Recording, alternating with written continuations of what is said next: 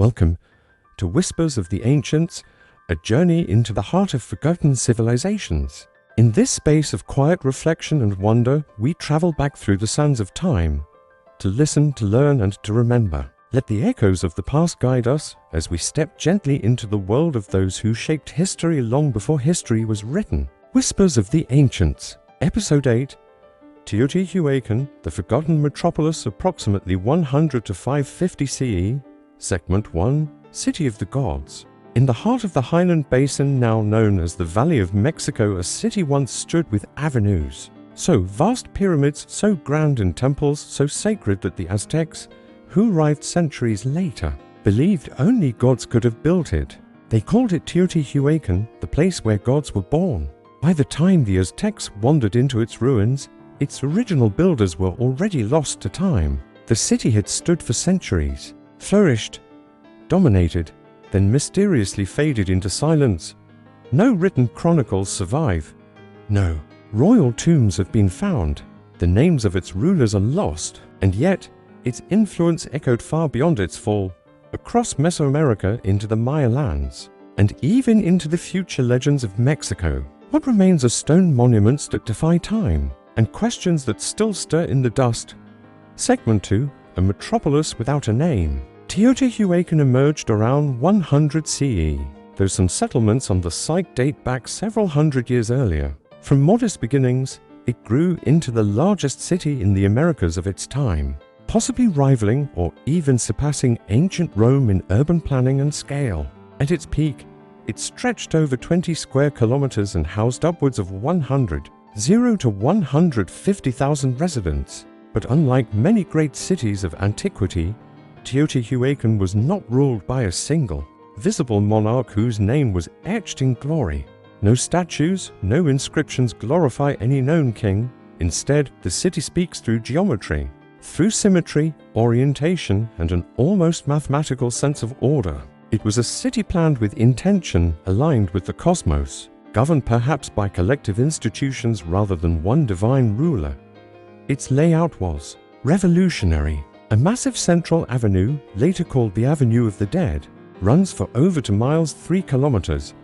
Along this sacred axis stand its most iconic structures: the Pyramid of the Sun, the Pyramid of the Moon, and the Temple of the Feathered Serpent, or Quetzalcoatl. Each of these grand monuments was built with stone, mortar, and cosmic vision, aligned with astronomical events, solstices, and even sacred geography. Segment 3, the Pyramid of the Sun. At the heart of the city lies the Pyramid of the Sun, the largest structure in Teotihuacan and one of the largest pyramids in the world. Rising to a height of around 65 meters to 113 feet, it dominates the landscape.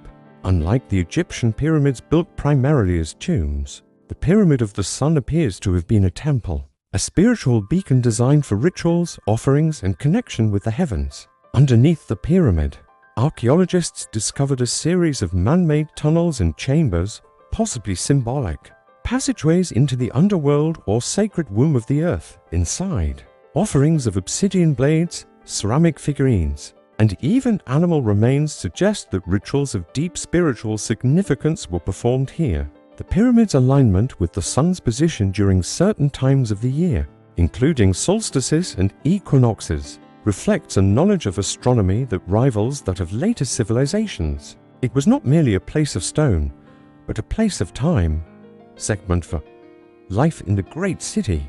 Unlike other ancient cities centered around a ruling elite or ceremonial center, Teotihuacan was a true metropolis organized into districts, avenues, and compounds. Residential areas were laid out with precision, with over 2,000 apartment compounds housing artisans, merchants, priests, and commoners. Each compound may have housed extended families or craft guilds, often decorated with murals that told stories of gods, rituals, or symbolic creatures. The city was also multi-ethnic. Archaeological evidence reveals the presence of Zapotec, Maya, Mixtec, and Otomi peoples, either as traders, migrants, or resident communities. Some quarters of the city were built in the styles of foreign cultures, suggesting a degree of tolerance, integration, or diplomacy that was rare in the ancient world.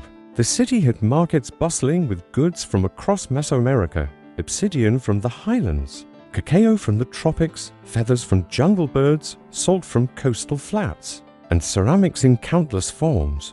Teotihuacan was not only a city of stone, it was a living mosaic of human interaction and cultural exchange. Segment 5. Art and Iconography.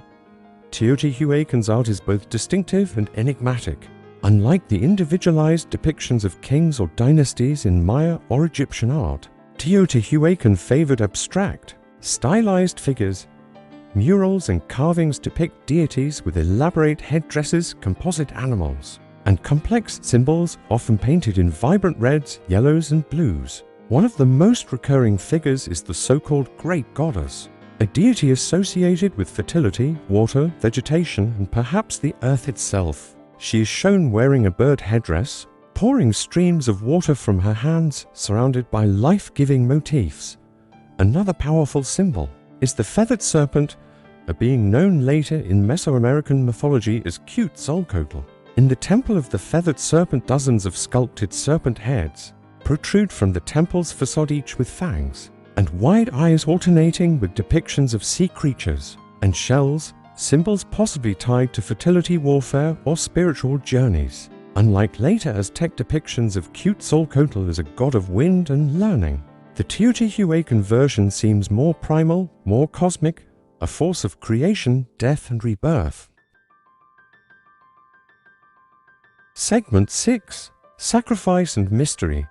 Despite its elegance and harmony, Teotihuacan was not a utopia. Excavations at the Temple of the Feathered Serpent have revealed evidence of large-scale human sacrifice, perhaps the remains of war captives or ritual offerings to the gods. Over 100 human remains were found beneath and around the temple, many decapitated or bound, buried with knives, jewelry, and animal symbols.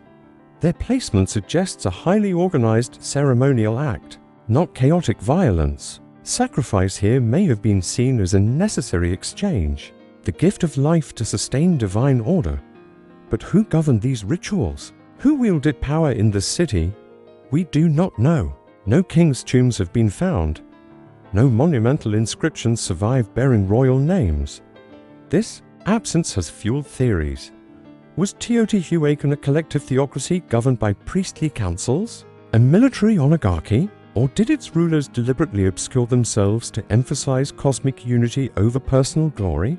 The answer remains buried beneath centuries of ash, earth, and speculation. Segment 7. The city's cosmic alignment.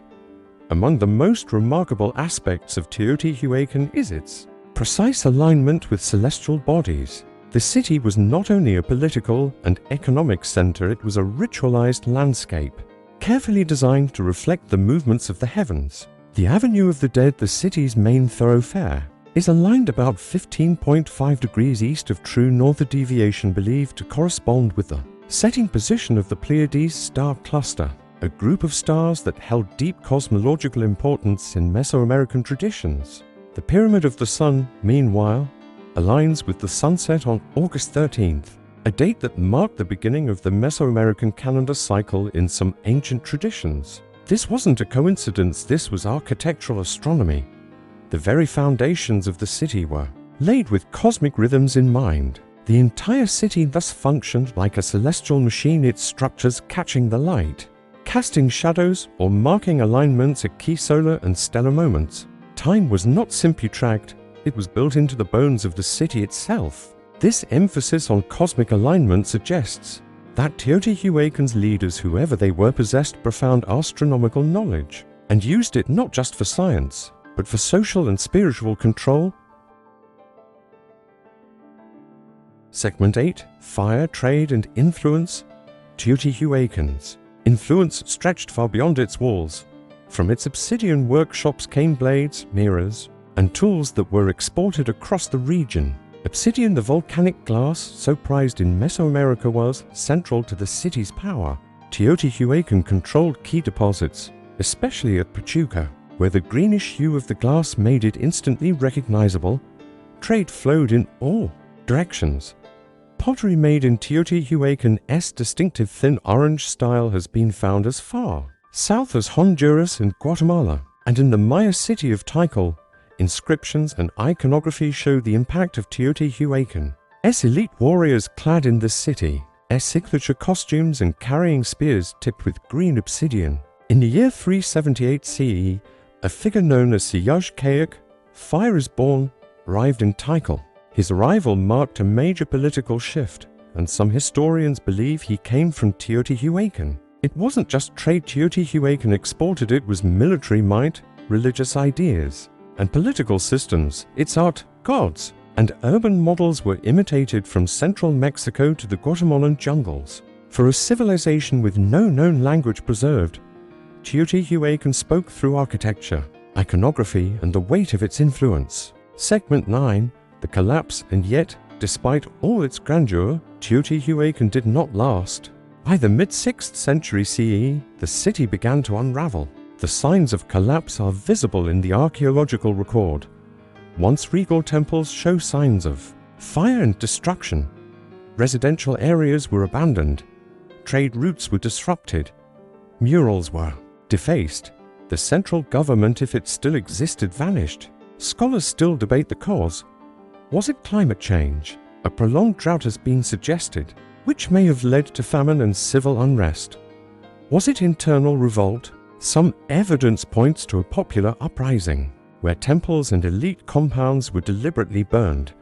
The very people who once worshipped the feathered serpent may have turned against the system that sustained him. Or was it an external invasion, though less likely? It's possible that rival city-states or migrating peoples from the north overwhelmed the weakened city. In truth, it may have been a combination of all these factors, the slow unweaving of a delicate social and ecological fabric that, once torn, could not be repaired. By 600 CE, the city that had once housed over 100,000 souls was reduced to ruins. Segment 10, Legacy of a Lost Civilization.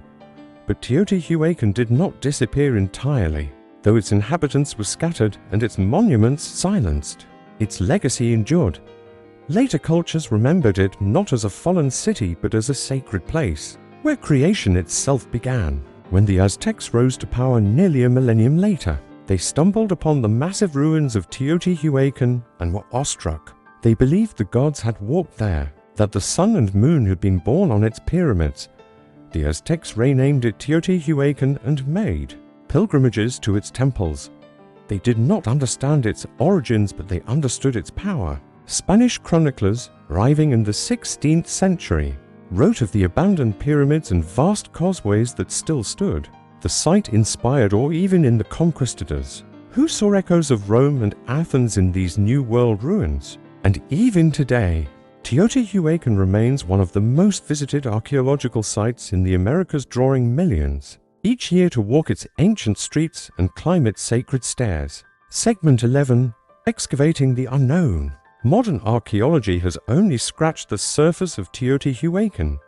Beneath its pyramids, scientists have discovered hidden tunnels, liquid mercury pools, and offerings of jade, obsidian, and human bone. In 2003, a tunnel was found beneath the Temple of the Feathered Serpent, filled with symbolic chambers that may have served as portals to the underworld. Every new discovery reveals more but also deepens the mystery. Who ruled this place? Why did they leave no names? How did such a vast and organized city emerge without the centralized monarchies, so common elsewhere in the ancient world? And perhaps most haunting of all, why did it fall? Teotihuacan is a paradox, a forgotten empire that shaped civilizations, a silent city that still speaks. Its builders are anonymous, but their work is immortal. They were engineers of stone, architects of the cosmos, and visionaries of time. Segment 12, Echoes of the Ancestors. Teotihuacan, in its silence, invites reflection. It forces us to confront the fragility of greatness, the idea that even the most advanced civilizations can vanish, their names unrecorded, their achievements buried beneath time and dust. But even in ruin, Teotihuacan speaks volumes. Its urban grid, its geometry, its monuments, they endure. They defy the centuries, standing in testament to a people who understood order, who revered balance, and who believed deeply in the power of the cosmic and sacred. The city's vast reach, stretching over 20 square kilometers, tells us of a population deeply organized, bound together by something stronger than force, perhaps religious ideology, or a shared cosmic mission. Its apartment compounds hint at multi-ethnic harmony, Zapotecs, Maya, Otomi, and others living side by side. Its temples and murals reflect a spiritual world teeming with gods, symbols, and forces beyond our full comprehension. The feathered serpent, the storm god, the flayed lord, these weren't mere deities. They were metaphors for the elemental forces of nature and existence. Their stories played out not just in myth, but in the rituals, architecture, and daily life of every Teotihuacano. Segment 13, Modern Legacy and Reawakening. Today, Teotihuacan is more than a tourist destination. It is a symbol of Mexican identity, a reminder of a deep and ancient past that predates the arrival of Europeans by millennia. For the descendants of Mexico's indigenous peoples, the ruins are sacred. They are a place of ceremony, pilgrimage, and remembrance. Each year, thousands gather during the spring equinox to stand atop the Pyramid of the Sun, arms outstretched, welcoming the light. In this way, Teotihuacan continues to live not only in stone, but in spirit. Modern technology has allowed researchers to peer beneath the surface using LiDAR, ground-penetrating radar, and chemical analysis, revealing new dimensions of the city's planning, industry, and beliefs. Yet, with every answer, more questions emerge. Teotihuacan resists simple narratives. It was not a kingdom like those we're used to in Europe or Asia. It was a sacred blueprint for living, a place that made the invisible visible, where time and the divine were woven into every brick. Segment 14, Final Reflections. Why should we remember Teotihuacan? Because it reminds us that human ambition is as old as time, that people have always looked to the skies and tried to mirror the heavens on earth, that cities are not merely places to live but expressions of identity, belief, and power. Teotihuacan's fall is sobering, but its rise is inspirational. Here was a civilization that built without written words, that coordinated thousands without centralized rulers we can identify, that crafted monuments of such precision and majesty. They remain unmatched. In the end, the story of Teotihuacan is not a tale of defeat, it is one of endurance. Though the names are lost, the vision remains. Though the voices are silent, the stones still speak. From beneath layers of volcanic ash, time, and memory, the city whispers, reminding us of who we are, where we've been, and how even the most forgotten metropolis can shape the fate of continents. Teotihuacan, not just a city, a legacy carved in obsidian and sun, and so, their voices fade into silence once more, but the stones they raised, the stories they etched into earth, and memory still whisper beneath our feet. Thank you for joining us on this chapter of Whispers of the Ancients. Until next time, may the past continue to speak, and may we continue to listen.